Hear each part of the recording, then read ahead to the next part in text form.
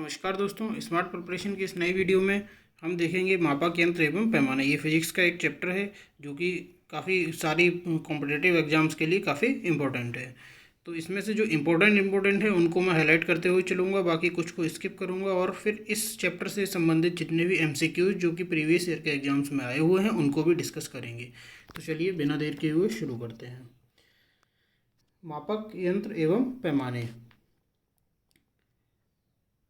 सबसे पहला आता है अल्टीमीटर। अल्टीमीटर का जो उपयोग होता है वो ऊंचाई मापक यंत्र के रूप में होता है, यानी कि ऊंचाई नापने में इसका उपयोग किया जाता है। नेक्स्ट आता है एमीटर। एमीटर होता है विद्युत धारा के लिए, अल्टीमीटर होता है ऊंचाई के लिए और एनीमोमीटर होता है वायु वेग मापी। तीनों इंपॉर्टेंट हैं, याद रखेंगे। नेक्स्ट आता है एंटीनोमीटर। एंटीनोमीटर होता है सौर विकिरण मापने के लिए। ये थोड़े कन्फ्यूजिंग से हैं, एमीटर, एनीमोमीटर, एंटीमोमीटर और एटमोमीटर। तो इनमें थोड़ा सा डिफरेंस क्रिएट करेंगे याद रखने के लिए कि एमीटर जो होता है वो विद्युत धारा का है और एनीमोमीटर जो है वायु वेग है, एंटीनोमीटर है जो सौर विकिरण का है और एटमोमीटर जो है वो वाष्पीकरण का है। नेक्स्ट देखेंगे ऑडियोमीटर, जो कि ध्वनि की तीव्रता, ऑडियो जहाँ पे आ जाए वहाँ पे ध्वनि हो जाएगा। ऑडियोमीटर ध्वनि की तीव्रता मापी यंत्र है। वेरोग्राफ वायुमंडलीय दाब का निरंतर मापन, कंटिन्यूअस रीडिंग के लिए वेरोग्राफ होता है, जबकि वेरोमीटर होता है वो वायुमंडलीय दाब को नापता है। नेक्स्ट आता है बोलोमीटर। बोलोमीटर होता है ऊष्मीय या विद्युत चुंबकीय विकिरण का संसूचक यंत्र होता है। नेक्स्ट आता है कैलिपर्स। कैलिपर्स होता है वस्तुओं के आंतरिक एवं बाह्य व्यास को मापने वाला यंत्र। नेक्स्ट आता है कैलोरीमीटर। पदार्थ द्वारा अवशोषित या मुक्त की गई ऊष्मा को मापने के लिए कैलोरीमीटर का उपयोग होता है। कार्डियोग्राफ की बात आती है तो कार्डियोग्राफ होता है हृदय गति को रिकॉर्ड करने के लिए। जब यहाँ पे वर्ड कार्डियो आता है वो हृदय से संबंधित होता है। नेक्स्ट आता है क्रोनोमीटर। समय की पूर्ण परिशुद्धता के साथ मापन करने वाली घड़ी, जिसका प्रयोग मुख्यतः नाविकों द्वारा समुद्र में किया जाता है। क्रोनोमीटर का उपयोग समुद्र में किया जाता है। इससे समय जो होता है टाइम का मापन किया जाता है पूरी 100% शुद्धता के साथ। नेक्स्ट आता है कैलोरीमीटर। कोलोरीमीटर जो कलर से ही बना हुआ है, COLO है ना, कलर की जो स्पेलिंग होती है उसी से कोलोरीमीटर बना हुआ है। तो ये रंगों की तीव्रता को मापने के लिए, मतलब रंगों की तीव्रता को पहले मापा जाता है, फिर पदार्थ की जो सांद्रता होता है उसको पता लगाया जाता है इससे। नेक्स्ट आता है कैथेटोमीटर। ये ऊर्ध्वाधर ऊंचाई या फिर ऊर्ध्वाधर दूरी मापन के लिए इसका उपयोग होता है। नेक्स्ट आता है क्रायोमीटर। यह एक प्रकार का थर्मामीटर है। इसका प्रयोग अति निम्न ताप को मापने के लिए किया जाता है। क्रायोमीटर ये निम्न ताप के लिए आता है। नेक्स्ट आता है साइक्लोट्रॉन। एक प्रकार का कण त्वरक जो आवेशित कणों की गति को बढ़ाने में प्रयुक्त होता है। नेक्स्ट है क्रेस्कोग्राफ। ये पौधों की वृद्धि को मापने के लिए उपयोग किया जाता है। ये थोड़ा इंपॉर्टेंट है, क्रेस्कोग्राफ। नेक्स्ट आता है डिलैटोमीटर, पदार्थों के आयतन को नापने के लिए। नेक्स्ट आता है डिप सर्किल। इस यंत्र की मदद से किसी स्थान का डिप एंगल यानी कि नतिकोण मान ज्ञात किया जाता है। नेक्स्ट आता है डायनामो। ये यांत्रिक ऊर्जा को विद्युत ऊर्जा में बदलता है। नेक्स्ट आता है डायनेमोमीटर। ये बल आघूर्ण या फिर बल या शक्ति को मापने के लिए उपयोग किया जाता है, डायनेमोमीटर। नेक्स्ट आता है इलेक्ट्रोइंसेफेलोग्राफ। ये मस्तिष्क की विद्युतीय गति को मापने में यंत्र इसका उपयोग किया जाता है। इसको EEG भी बोलते हैं, इलेक्ट्रोइंसेफेलोग्राफ। नेक्स्ट आता है इलेक्ट्रोमीटर। ये विद्युत आवेश या विद्युत विभवांतर का मापन करने वाला उपकरण है। नेक्स्ट आता है इलेक्ट्रोस्कोप। किसी निकाय में विद्युत आवेश की उपस्थिति को पता लगाने वाला उपकरण होता है इलेक्ट्रोस्कोप। नेक्स्ट आता है इवेपोरोमीटर। वायुमंडलीय में जल के वाष्पीकरण की दर को मापन करने वाला ये उपकरण होता है इवेपोरोमीटर।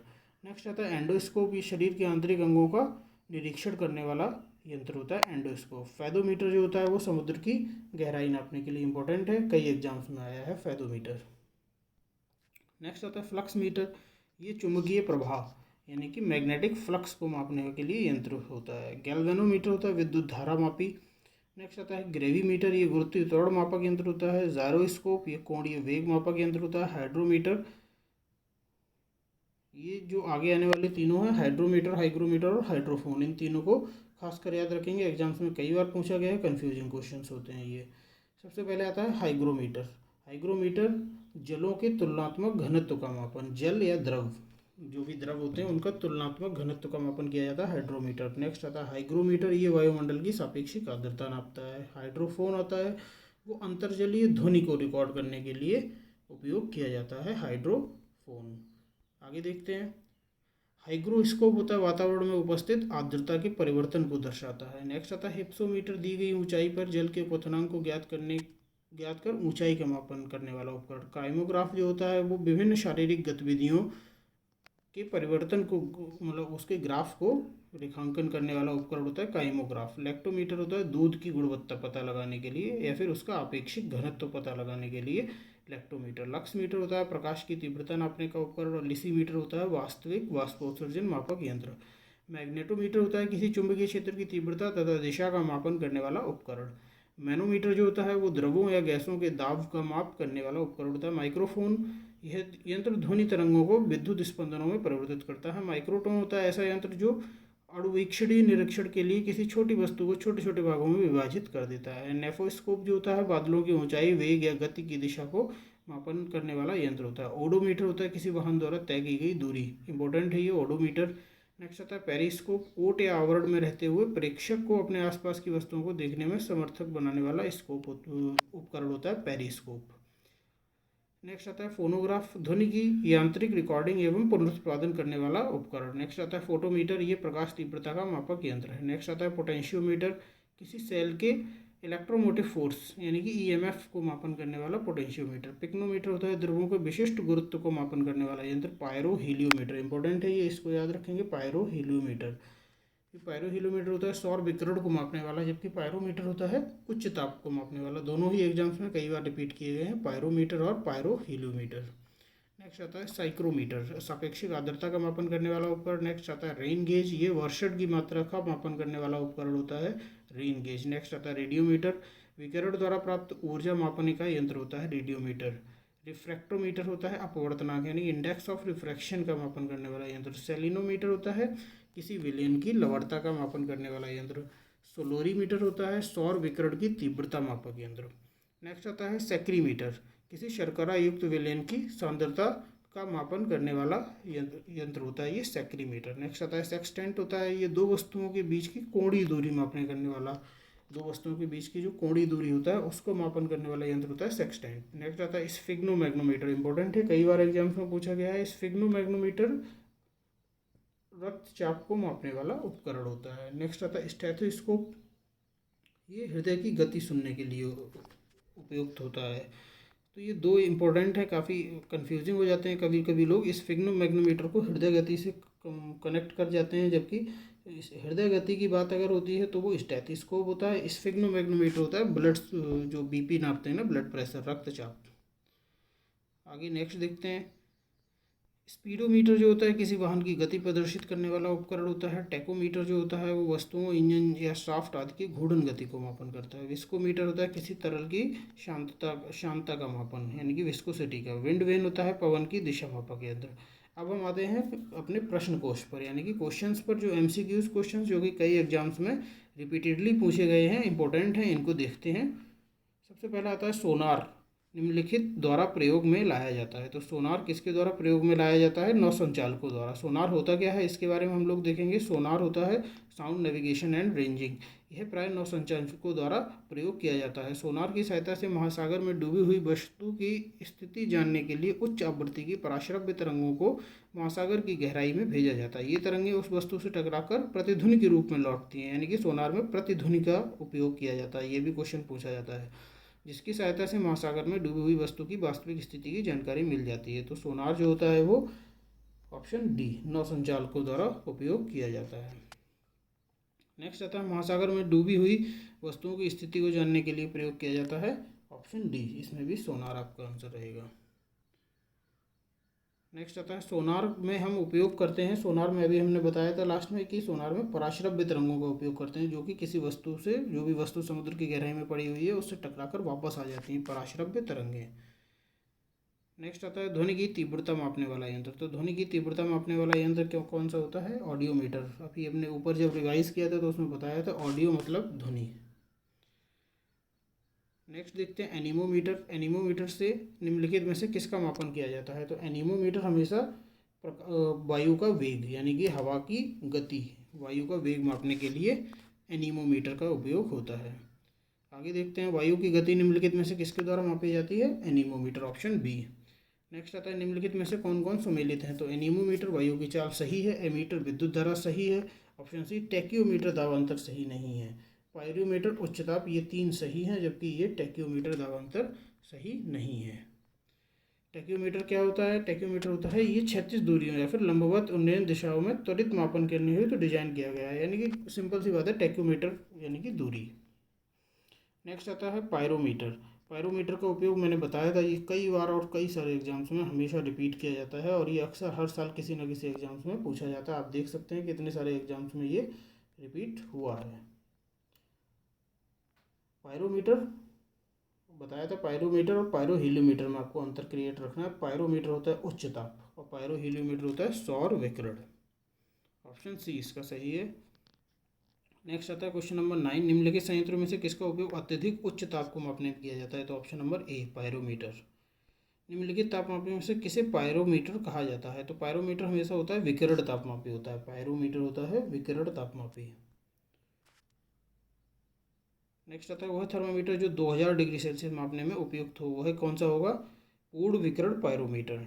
नेक्स्ट आता है पायरोहीलियोमीटर का प्रयोग निम्नलिखित में से किसके नापने में किया जाता है? पायरोहीलियोमीटर आ गया है, तो इसका आंसर हो जाएगा option number B solar radiation. Next देखते हैं मैनोमीटर के द्वारा किसकी माप की जाती है? मैनोमीटर हमेशा गैसों के दाबों के लिए, बैरोमीटर वायु का दाब और मैनोमीटर गैसों का दाब। आगे आता है इनको सुमेलित करना है। एमीटर हमेशा धारा से संबंधित होता है, विद्युत धारा। हाइग्रोमीटर हमेशा आर्द्रता से संबंधित होता है। स्प्रिंग तुला जो होती है वो भार से संबंधित, और बैरोमीटर दाब से। तो इस तरीके से 3 4 2 1 आपके ऑप्शंस बन गए हैं, तो ऑप्शन नंबर बी आपका सही हो जाएगा। नेक्स्ट आता है निम्नलिखित युग्मों में से कौन सा एक सही सुमेलित है? तो ऑडियोमीटर वाहनों के पहियों द्वारा तय की गई दूरी मापना सही है। ऑन्डोमीटर विद्युत चुंबकीय तरंगों की आवृत्ति सही है। ऑडियोमीटर विद्युत तीव्रता, ये भी सही है। एमीटर विद्युत धारा होता है, इसमें विद्युत शक्ति दे रखा है, यानी कि ऑप्शन नंबर डी गलत हो जाएगा। नेक्स्ट आता है विद्युत धारा निम्नलिखित में से किस उपकरण से नापी जाती है? तो विद्युत धारा हमेशा एमीटर से नापी जाती है, ऑप्शन बी। नेक्स्ट आता है वायुमंडलीय दाब को मापने के लिए किस यंत्र का उपयोग किया जाता है? वो होता है बैरोमीटर, यानी कि बी। साधारण बैरोमीटर में कौन सा द्रव प्रयोग होता है? तो साधारण बैरोमीटर में पानी भी प्रयोग होता है और पारा भी प्रयुक्त होता है, और इस तरीके से ये क्वेश्चन गलत हो जाएगा क्योंकि इसमें 2 ऑप्शन सही हो रहे हैं। क्वेश्चन नंबर 19 है दूध का अपेक्षित घनत्व ज्ञात किया जाता है, ये लैक्टोमीटर से, या फिर दूध की शुद्धता के अगर पूछा जाए तो भी लैक्टोमीटर होता है। नेक्स्ट आता है दूध के घनत्व को किसके द्वारा मापा जाता है? Lactometer, option A. नेक्स्ट आता है वायुमंडल में सापेक्ष आर्द्रता नापी जाती है, वायुमंडल में सापेक्ष आर्द्रता नापेंगे हाइड्रोमीटर से, हाइग्रोमीटर, ऑप्शन बी। नेक्स्ट आ जाता है हवा में आर्द्रता मापने के लिए कौन सा उपकरण उपयोग में लाया जाता है? तो वो होता है ऑप्शन बी हाइग्रोमीटर। नेक्स्ट आता है वायु में आर्द्रता मापने के लिए कौन सा यंत्र प्रयोग में लाया जाता है? Hygrometer, option A. हाइग्रोमीटर से नापा जाता है, हाइग्रोमीटर से क्या नापा जाता है? वायु वातावरणीय आर्द्रता, ऑप्शन ए।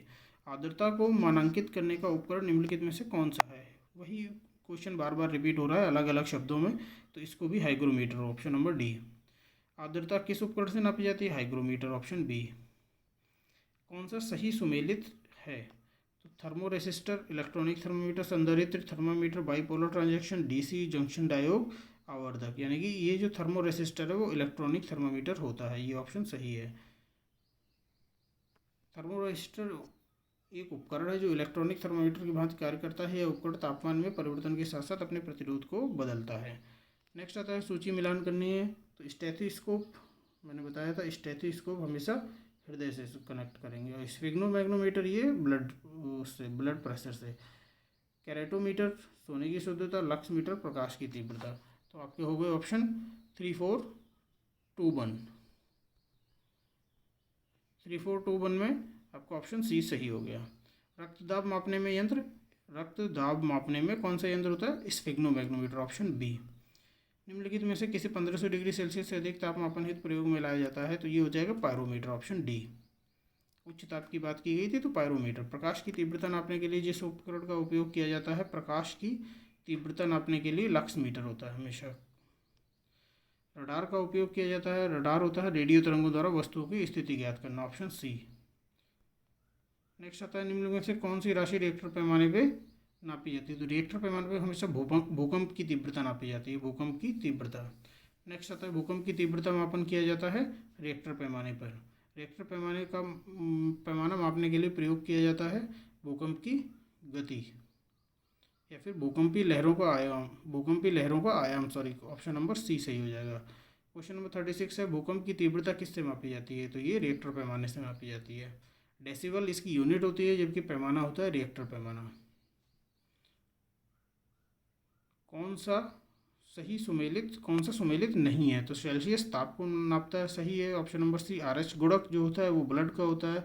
किलोवाट आवर विद्युत का होता है। रिएक्टर पैमाना भूकंप का होता है, ना कि आर्द्रता का। ऑप्शन नंबर डी गलत है। ताप के निम्नलिखित में से किस पैमाने में ऋणात्मक मान नहीं होता है? तो हमेशा केल्विन याद रखेंगे, केल्विन में कभी भी नेगेटिव मान नहीं होता है। निम्न में से भूकंप मापी यंत्र जो होता है वो होता है सिस्मोग्राफ, ऑप्शन नंबर बी।